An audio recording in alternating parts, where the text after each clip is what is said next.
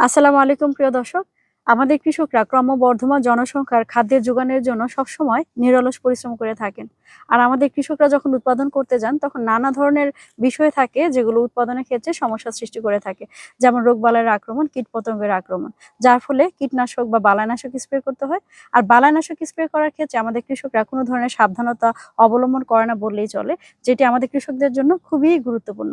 আমাদের কৃষকের স্বাস্থ্যের দিকে খেয়াল রাখতে হবে। আমাদের প্রত্যেকটা কৃষককে সচেতন হতে হবে। কীটনাশক স্প্রে করার ক্ষেত্রে কীটনাশকের বোতলে কি লেখা আছে সেটি সাবধানতার সাথে ভালোভাবে পড়ে নিতে হবে। তারপর যখন মিশ্রণ করবে পানির সাথে একটি কাঠি দিয়ে নাড়বেন এবং হাতে অবশ্যই গ্লাভস পরতে হবে, মুখে মাস্ক পরতে হবে, পায়ে গামবুট পরতে হবে। অর্থাৎ যত ধরনের সুরক্ষা সামগ্রী আছে সেগুলো পরিধান করে স্প্রে করার ক্ষেত্রে আমাদের এগিয়ে যেতে হবে। তো স্প্রে করার ক্ষেত্রে কখনোই খাবার সামগ্রী মুখে থাকবে না, কিংবা ধূমপান করা যাবে না, বাতাসের বিপরীতে স্প্রে করা যাবে না। সেগুলো কিন্তু খুবই গুরুত্ব সহকারে আমাদের কৃষকদেরকে মেনে চলতে হবে। তাতে করে আমাদের কৃষকরা বিভিন্ন ধরনের রোগ থেকে বেঁচে যাবেন।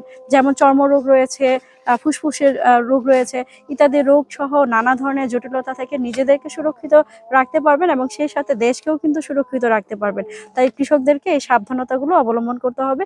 অবশ্যই সুরক্ষা সামগ্রী, সুরক্ষা পোশাক যেগুলো আছে সেগুলো পরিধান করে স্প্রে করতে হবে। ধন্যবাদ।